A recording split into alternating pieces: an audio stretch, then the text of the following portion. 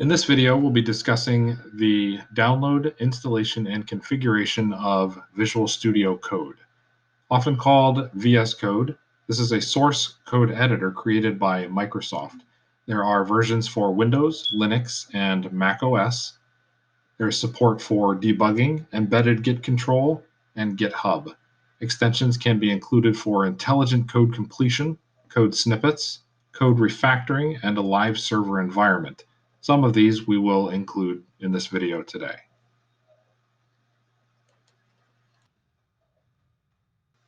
In order to get Visual Studio Code in your browser, navigate to code.visualstudio.com.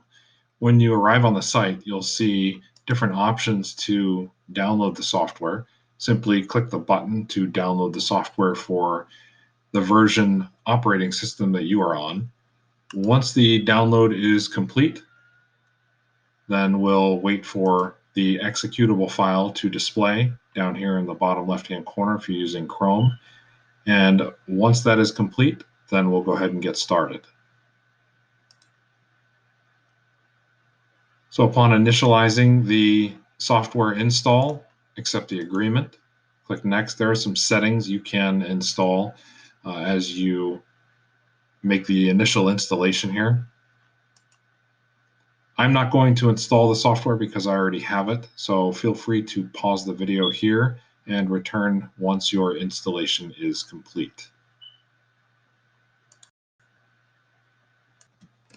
Once it is done installing, go ahead and open up the software and you'll see a window that looks similar to this. From here, you can create a new file, open a folder, or create a workspace, which I'll include instructions for that in a separate video.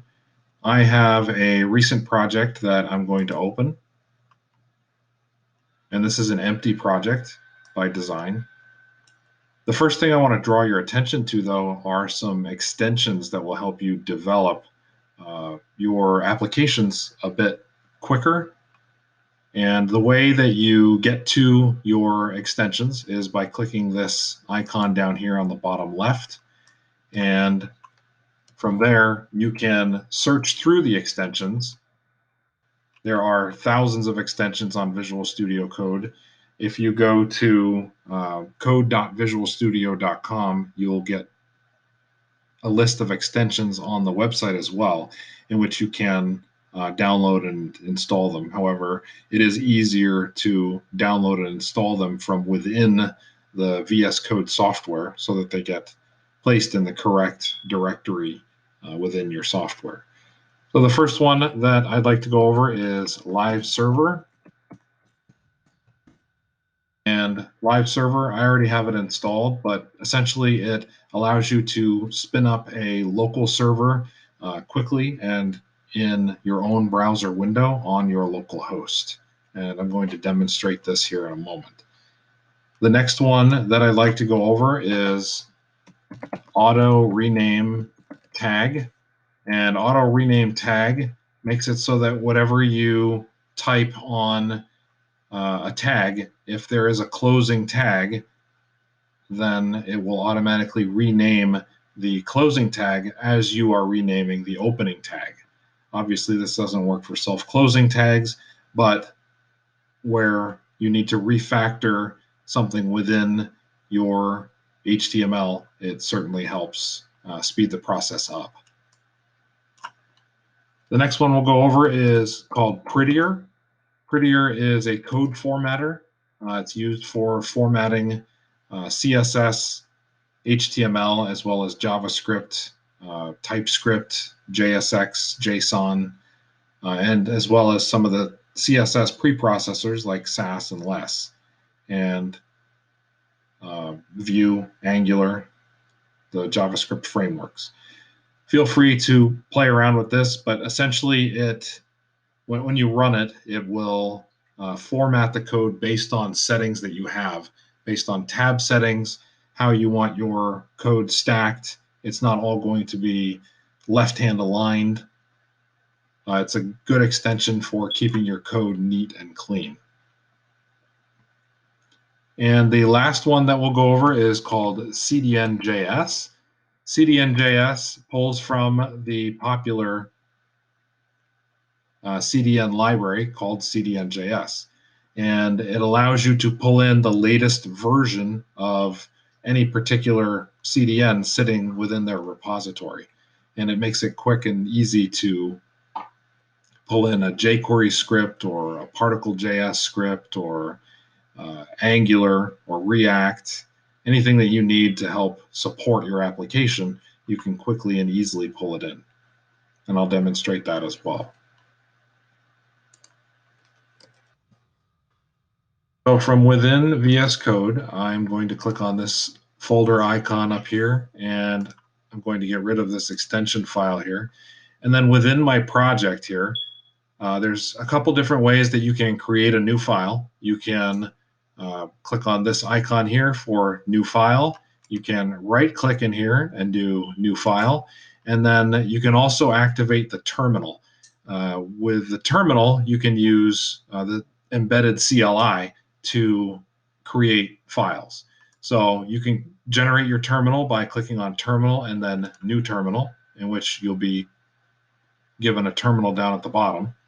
You can also click for Windows users, it is Control and tilde. And for Mac users, it would be Command tilde. And that will also open up your terminal. Now you do get an option to change between terminals. It simply depends on which terminal you prefer. In this case, I am going to switch to a Bash terminal. I prefer the interface and the way that it works with Git. So I set the terminal, now I close that, and now I'll reopen it, and now I'm using a Bash terminal. So up here, I want to create a new file, and we'll call that index.html.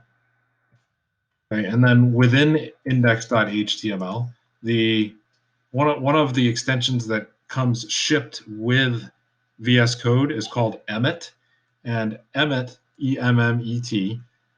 If you do a search engine search for Emmet, you'll get the website with all the documentation and shortcuts that you need in order to deploy Emmet. If I type exclamation point, it will initiate an HTML document with the doc type, and then from there I can rename the document. So site title, and the first thing I want to do is I want to deploy live server. And before I deploy that, over here, I have it set up to do auto save.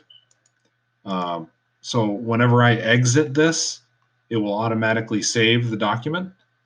And now I'm going to initialize live server.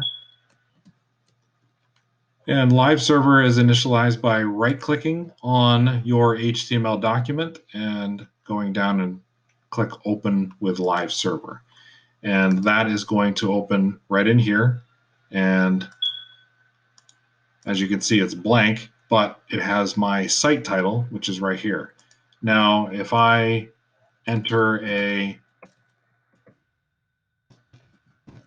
this is all Emmet that I'm using here.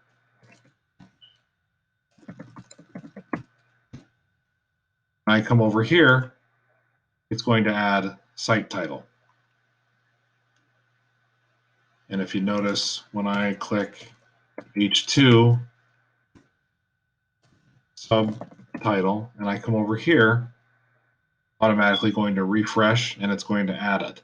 So as you are developing your application, it makes it quick and easy to see exactly how things look in the browser and know where you're making your mistakes or what you need to fix. Auto rename tag is the next one, and for that one, if I simply change out the H1 with a P, it automatically changes this over here for a P. So it's renaming, as I rename the opening tag, it is renaming the closing tag automatically. And then I come over here and it refreshes and we see the update. Now for prettier, okay, I will align all this to the left,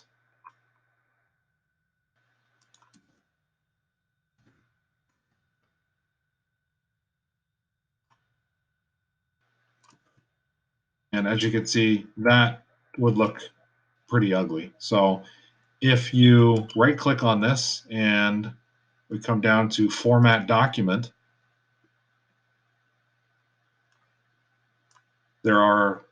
I have multiple formatters built in. So if I want to configure, then I'll come up here and I'll choose prettier, and then it will automatically update my HTML and make it look a lot better than having something completely left aligned.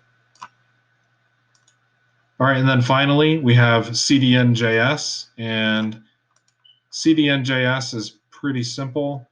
We simply add in, like let's say we wanted to add in jQuery.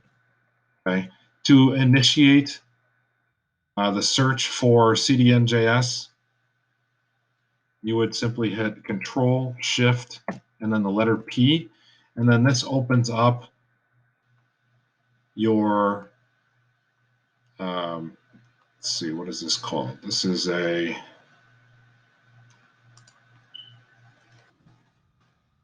called a command palette. So Control, Shift, and the letter P, and then CDN.js is right here at the top. So search for libraries, and then within here, I can just type in jQuery, hit Enter, and then it's going to come up with all the different types of jQuery. So I want jQuery, the JavaScript library for DOM operations, and then I want to choose the current version, and then I'll choose the minified version, and then how do I want it placed in the body. So I'll choose Insert into Document, and it will automatically insert it. In this case, it has inserted it into the wrong spot. So let's go ahead and put it down here, put the cursor down here, and then we'll search for the library again. Hit Enter, latest version. We'll do the minified version, insert, and now it inserts it wherever the last cursor position was.